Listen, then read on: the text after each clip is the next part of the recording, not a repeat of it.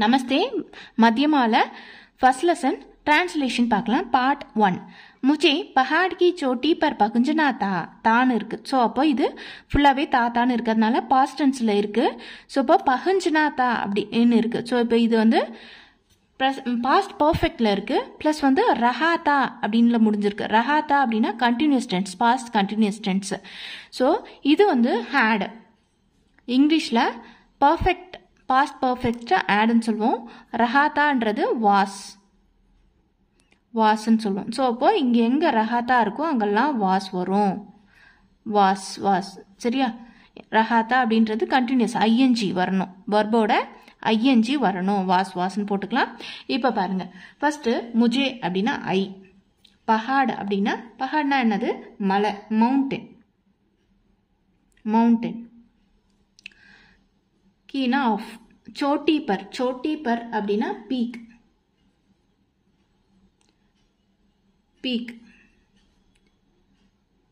நம்ம ஆல்ரெடி சொன்னோம் இல்லையா had இங்க had பகுஞ்சுனா அப்படினா டு ரீச்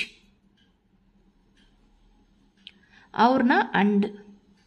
समय அப்படினா டைம் कमना less हो रहा था टाइम वॉज वेरी लेस्सा इருக்கு टाइम वॉज वेरी लेस जंगल में இப்போ இந்த फर्स्ट लाइन மட்டும் படிக்கலாம் मुझे पहाड़ की चोटी पर पहुंचना था और समय कम हो रहा था அப்படினு சொல்றாங்க I subject verb என்னது था I had to reach almost to the peak of the mountain as the time was and the time was very less very less அப்படின்னு சொல்றாங்க சரியா இப்போ फर्स्ट लाइन புரிஞ்சது அடுத்து பாருங்க जंगल में बाघ अपने शिकार पर 4 या 5 बजे ही आ जाता है जंगल में ना in the forest बाघ ना टाइगर अपने शिकार ना தன்னுடைய ஹண்டிங்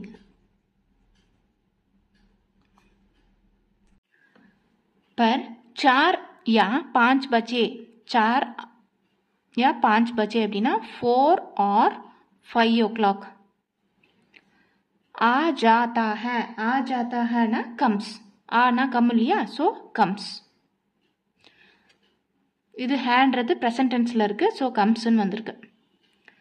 இப்போ இது படிக்கலாம்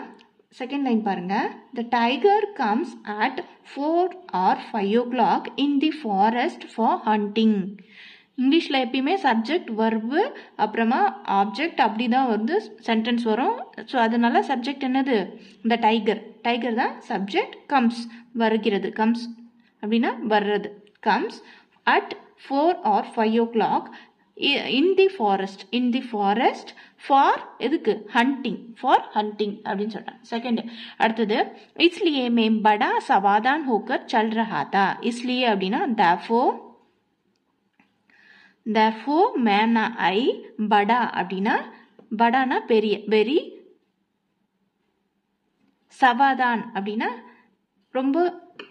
கேர்ஃபுல்லா பண்ணுவோம் அப்படின்னு சொல்லுவோம் இல்லையா கேர்ஃபுல்லா ரொம்ப கேர்ஃபுல்லா ஆர் அட்டென்ஷன்ல ரொம்ப அட்டென்ஷனா இருக்கிறேன் அப்படின்னு சொல்றாங்க चल रहा था அப்படின்னா வாக்கிங் நான் ரொம்ப கேர்ஃபுல்லா நடந்துட்டு இருக்கேன் therefore I was attention very carefully நான் என்ன பண்ணிட்டு இருக்கேன் நடந்துட்டு இருக்கேன் அப்படினு சொல்றாங்க therefore I was walking on utmost care with care அப்படினு சொல்லி இங்கிலீஷ்ல சொல்லிருக்காங்க அடுத்து गडी चटाई पर मैं चल जा रहा था ன்னு சொல்றாங்க गडी அப்படினா very ஸ்லோப் ரொம்ப இதுவான ஒரு ஸ்லோப்ல on I चला जा रहा था அப்படின்னா கிளைம்பிங் நான் ஒரு ஸ்லோப்ல என்ன பண்ணிட்டு இருக்கேன் தானா இது was I was climbing up on the slope அப்படின்னு சொல்றாங்க அடுத்தது एक पैर सबल कर रखता जा रहा था एक ना each every feet each every feet every feet ஒவ்வொரு அடியும் என்ன பண்ணுறேன் கேர்ஃபுல்லாக சபல்கர் அப்படின்னா ஈச் ஒவ்வொரு ஸ்டெப்பும் நான் என்ன பண்ணுறேன் ரொம்ப கேர்ஃபுல்லாக வந்து ரஹாதா கோயிங் ஒவ்வொரு ஸ்டெப்பும் நான் என்ன பண்ணுறேன் ரொம்ப கேர்ஃபுல்லாக each every step I will make it careful அப்படின்னு சொல்கிறாங்க கோயிங் கேர்ஃபுல்லி அப்படின்னு சொல்கிறாங்க ஏக் ஜட்டி கே आसपास चिड़िया कुछ विचित्र रूप से चिचिटा रही थी एक जट्टी அப்படின்னா ஒரு அந்த புதர் அப்படின்னு சொல்லுவோம் இல்லையா புஷ் அந்த புஷ் தான் एक ஜட்டில கே ஆஸ்பாஸ் அதுக்கு நியர்பை கே நியர்பைனா நியர்பை கே ஆஸ்பாஸ் நியர்பை चिड़िया பேர்ட்ஸ் என்ன பண்ணுது कुछ பேர்ட்ஸ் சிலனா சம் பேர்ட்ஸ் என்ன பண்ணும் விசித்திர ரூப் சே விசித்திர அப்படின்னா ஸ்ட்ரேஞ்சரா விசித்திர ரூப் சே ஸ்ட்ரேஞ்சர் மேனர் சிச்சிட்டா ரஹே சிச்சிட்டானா கூச்சல் போடுது சிச்சிட்டா அப்படின்னா ஓசை எழுப்புது அப்படின்னா கிறிஸ்பிங் CHIRSPING கிறிஸ்பிங் அப்படின்னு சொல்கிறாங்க இது ப்ளூரல்ஸ் அப்படின்றதுனால வேர் கொடுத்துருக்காங்க வேர் சிங்குலர்னா வாஸ் ப்ளூரல்னா வேர் ஸோ அப்போது ப்ளூரல் இல்லையா அது தீம் அப்படின்றது ப்ளூரல் ஸோ அதனால வேர்னு எழுதணும் ஸோ இப்போ பாருங்கள் around a bush the bird was creeping and as I looked the side உதர் ஜோ தேக்கா அங்கே சென்று பார்த்தேன் உதர் ஜோ தேக்கானா தேர் ஐ லுக்டு அங்கே போய் பார்த்தேன் தோ ஹிருதைக்கு தட்க ஹிருதய அப்படின்னா ஹார்ட்டோடைய ஹார்ட் பீட் எப்படி இருக்கு ஏக்தம் பட்கையே இன்க்ரீஸ்டு ஏக்தம் ஒரு நேரத்தில் இன்க்ரீஸ் ஆயிடுச்சு என்னுடைய ஹார்ட் பீட்டே இன்க்ரீஸ் ஆயிடுச்சு அங்கே போய் நான் பார்க்கும்போது என்னோட ஹார்ட் பீட் என்ன ஆயிடுச்சு இன்க்ரீஸ் ஆயிடுச்சு சாம்னே அப்படின்னா இன்ஃப்ரண்ட் தீன் சவ் காஜ் தீன் சவ்னா மூணு அடி அதாவது 3 அடி தூரம் அப்படின்னு சொல்லுவோம் இல்லையா 3 அடி தூரம் அப்படின்னு சொல்லுவோம் இல்லையா அதுதான் சொல்கிறாங்க 300 yards ஜட்டே கே பாஸ் ஜட்டே அப்படின்னா ஆல்ரெடி பார்த்தோம் ஜட்டேனா புஷ்ஷுக்கு நியர்பை பாக்னா டைகர் கடா ஹுவா ஸ்டாண்டிங் திக் தர்ஷன் கர் ரஹாதா எப்படி போகலாம் அப்படின்னு சொல்லிட்டு அதை பார்த்துட்டு இருக்கு looking around standing near push